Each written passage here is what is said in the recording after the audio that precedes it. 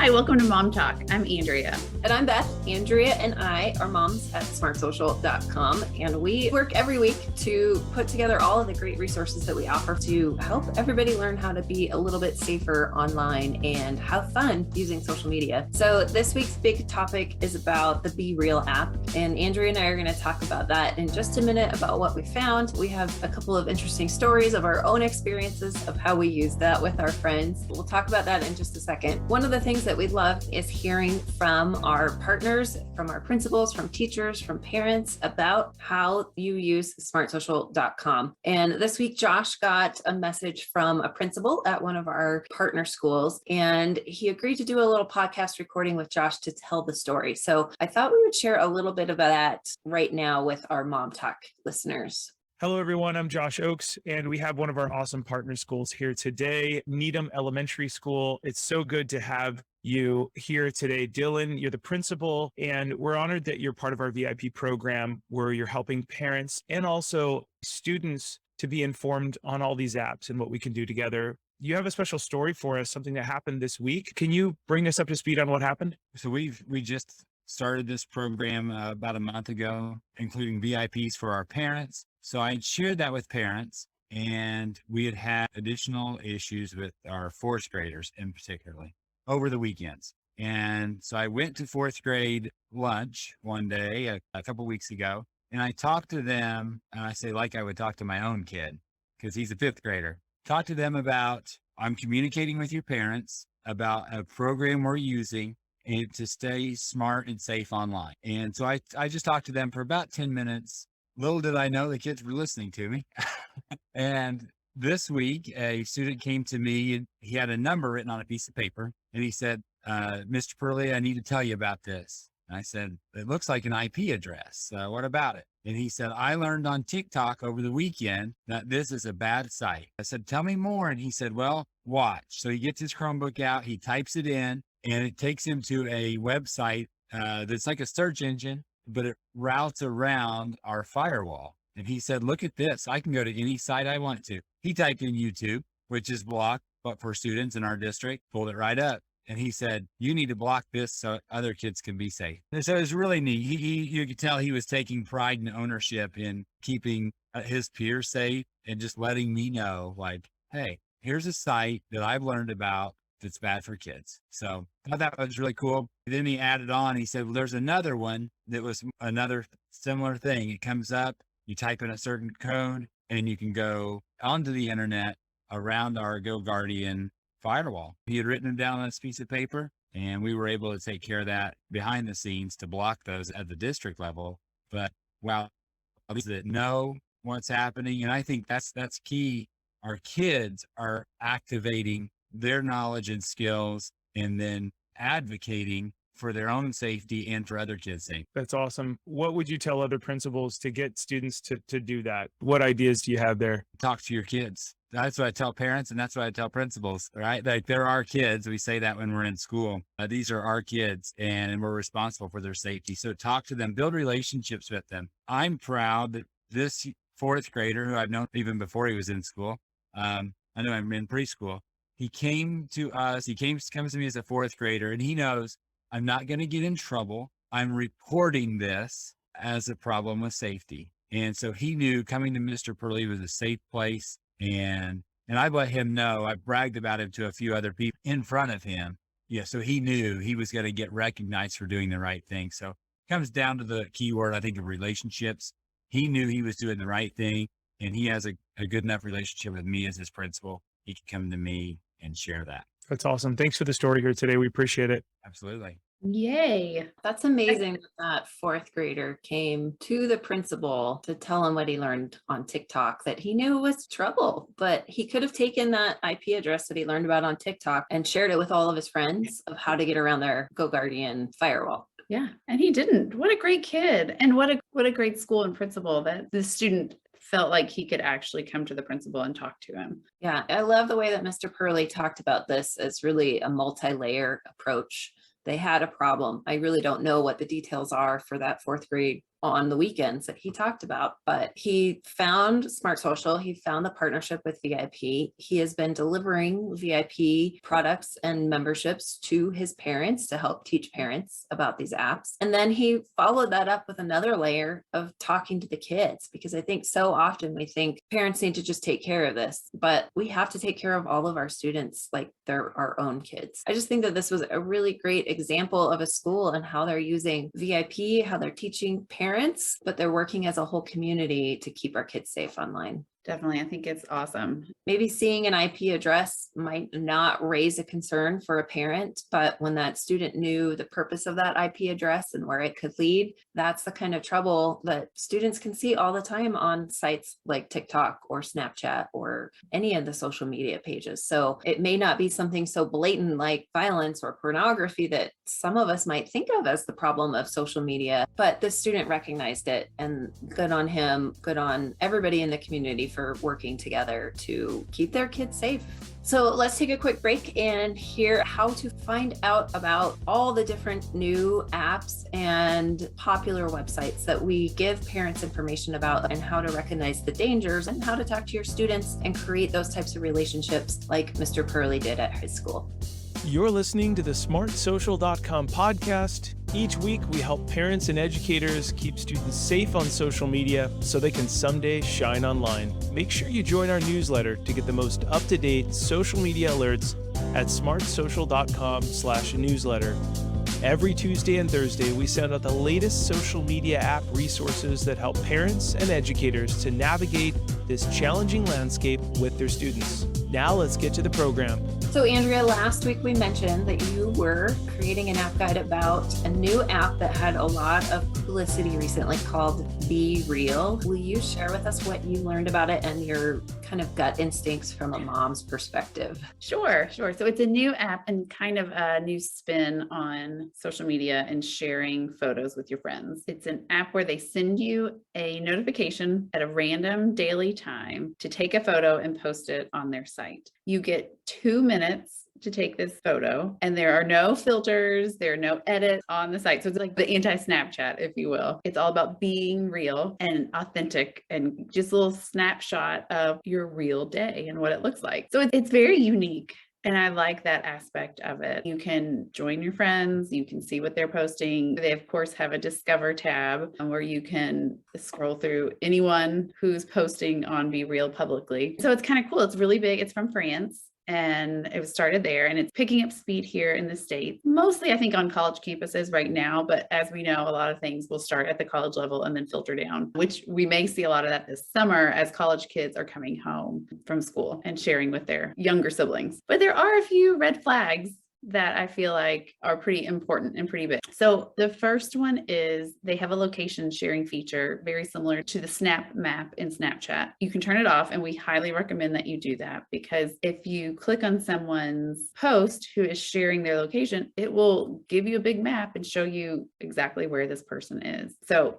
for safety and to avoid predators, we feel like that is best turned off. So the other kind of bigger red flag that we see is a distraction problem. It's great because it only lets you know one time a day, but they kind of put some pressure on you to post at that time, at that specific time, because if you don't, it will show to everyone who can see your photo that you were late, which doesn't bother me in the least. But you can see as you get into this app and like start using it, that you could kind of feel a lot of pressure and like really want to post on time every day. You never know when it's going to notify you, but you could be in the middle of taking a test or, driving down the road or doing something important that you don't need to be distracted with. So you can turn it off. You kind of lose the sense of really using the app if you turn it off. There are definitely a lot of other notifications that you can turn off as well. So we recommend getting into the app and turning those off if you're going to use it, so that you're not constantly pinged. Absolutely. So we've had it on our phones for a couple of weeks now. I see the notifications, but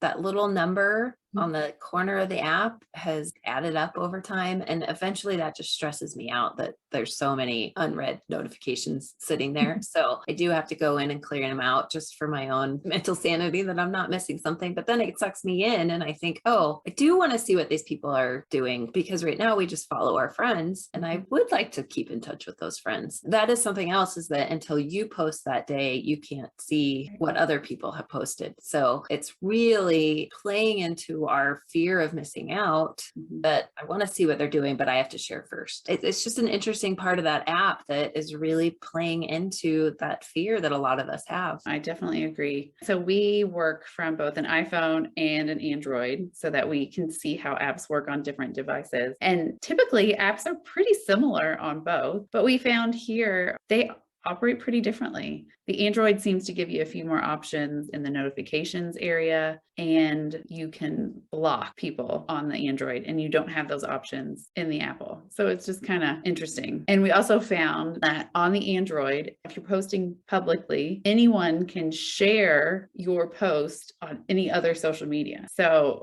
I can't even imagine why you would want to do that. I'm sure that there are some nefarious reasons out there to do it. Yeah, that was a big surprise because we had started using it on the iPhone and we looked for that and we didn't see it. So I thought, okay, maybe this is going in the right direction. And then when we looked for it again on the Android, there it was. And that to me is a danger, because my kids might say, only my friends are going to see this, or only people on BeReal are going to see this. There aren't many people on it yet, but you don't know when you post publicly on that discovery tab, who's going to share it. And that is something that we warn people about all the time with disappearing messages. Nothing ever really truly disappears. You don't know who's going to share it, and BeReal makes that possible with just a few taps on an Android. But we have to remind our kids, remind ourselves too, even, that whatever you post online, and this is an online app, is forever. You have to assume that somebody is going to share it where you don't know where they're sharing it. And if there's information or if there's pictures out there that you don't want other people to see, they're going to see them. Yeah. And one of the things I think is bound to happen is you get 2 minutes to take this picture. So you're kind of just like looking around. And I noticed when it would alert me, a lot of times I'm sitting at my computer and I think, oh, that's boring. But, I'm looking around like, okay, I got to take a picture, and you just kind of snap it. But there could be all sorts of information in the background of that photo that you're not even aware of. And then you post it out there and there it is for all the internet. I have a little cheat sheet on my desk of common passwords. And I mean, sitting in my own house, that's fine. But if I'm sitting at my desk and that warning comes up, that's the last thing that I want to be in the background of my photo. In that 2-minute rush, I think it's very common and very likely that you could share information that you don't want shared. So being real is good to an extent, but being real of protecting ourselves and our privacy is also very important to consider. Yeah. So if your student or yourself want to use this app, please just make sure that the location settings are off and you're not sharing the location setting. You get to choose whether or not you post publicly or privately. I think posting privately is the best way to go to keep your information and your life as private as possible. Yeah, I think it's a great idea for students or adults to connect with their friends, to just find a different way to do that with this app. But hopefully we'll just limit it to people we know, which is overall a tip that we give on a lot of different apps, is only talk to people that you know, only share information with people you directly know. And this one is no different. Cool. Thanks for looking into that one for us. Are you going to keep it on your phone? Will you keep sending me your photos once a day? I don't know. Probably not. I'm really bad I don't post anywhere, anytime, really. So I'm really bad about it in general. Yeah, honestly, probably not. Well, I shared last week in the podcast that I was having some problems with it being unfiltered. I want to curate it a little bit. So that's a little bit hard for me. So it has been kind of a good challenge for me in the last few weeks to be more real, especially with the safe friends that I know I have on there, and to practice just accepting where I am and what I'm doing and how I look at that moment. It's a good challenge for me, but I think if you see things from me pop through, it's a good sign that I'm a little bored or I'm killing some time. Got it. All right, let's talk about what's coming up in the next couple weeks. So we are just a few weeks of school left for the year in a lot of places around the country. So you and I have put a lot of thought into what will help parents and students over the summer when students generally have more time to kill. A lot of our content, I think, is going to be surrounded by things that students do over the summer that mom may not like. Yes, things that make mom want to pull her hair out. Absolutely. So for our family, the big concern over the summer or anytime they're out of school is about too much screen time, whether that's TV, video games, computers. It sounds like their Chromebooks from school are coming home this summer, which I'm not super excited about. They may just get locked away in the closet because we have enough technology in the house already. They are very excited about it for the chance to play those educational games. Oh, right. Yep. I bet that's it. Right. Really, what I know is going to happen is I will be hearing Preston on YouTube, his little scream every day in the background when I think he's doing something for school. Well, yes, I'm sure. Well, if you want them to keep using it, we are redoing our YouTube guide. So maybe you can read through that and brush up on how to limit those YouTube visits. Yes, absolutely. So our Navigating YouTube for Parents, Teachers, and Students course is available now, and we are making some modifications to it by the end of the month to really help our parents focus in on the key dangers of YouTube and tips that you can use right away to hopefully minimize some of that challenging screen time issues over the summer. I will say, I've been doing all this research with YouTube and I get it. Like, I get why kids like it so much. It is so distracting. First, I'll be trying to set something up, and then bam, I'm watching Lin-Manuel Miranda sing Hamilton. I mean, like, what? I fully support taking a couple minutes to listen to some nice music, but when it goes beyond those couple minutes, the adult brain, we have a hard time with that. Our kids' brains that have a very little sense of time, that's really hard for them to limit it. I mean, we may not want to watch the same things on YouTube, but there is plenty on there for everyone to watch. Very, very true. Yes. So one of the other things that we think maybe kids are going to be doing this summer or asking for is virtual reality. And we talked about this a few weeks ago on MomTalk, that we had a comment from one of our VIP partners that from his own experiences working with a young family member, he heard and saw some inappropriate things on a virtual reality game that he wrote to us and said parents probably have no idea that that's what their kids are seeing or hearing. So we've started doing the research on that, and there are so many options of virtual reality games. Right now, I feel like it would almost be impossible for us to do a review about all the different devices and all the different games. But in this guide, we're really going to give parents some tips of what to look for, how to talk to your kids, and then when you are selecting games, maybe how to make the decision of what's right or wrong for your family, because all of these games or apps or online websites, it has to come down to every family and what you're comfortable with and how well your kids are understanding what these dangers are. Definitely. Because it can be so much fun, virtual reality, but especially when you can't see what they're doing, there have to be some dangers there. The kids could be in your own living room, but they are thousands of miles away with those headsets on, especially if you can't hear what's going on. So I think that's it from us this week. We're going to go out and do some more research about YouTube, virtual reality, some of the text messaging apps that kids are also probably looking at to use this summer. So we will be back next week and share lots more tips with you. Looking forward to it. See you next week. Thank you for listening to the SmartSocial.com podcast with this week's topics from Beth and Andrea. If you enjoyed the Mom Talk discussion that we had today about all things social media from a mom's perspective, we invite you to join the SmartSocial.com VIP program. As a very informed parent VIP member, you will learn about the dangers and benefits of social media for your kids and get tips every week to keep your family safe online, and most importantly, to teach your students how to shine online.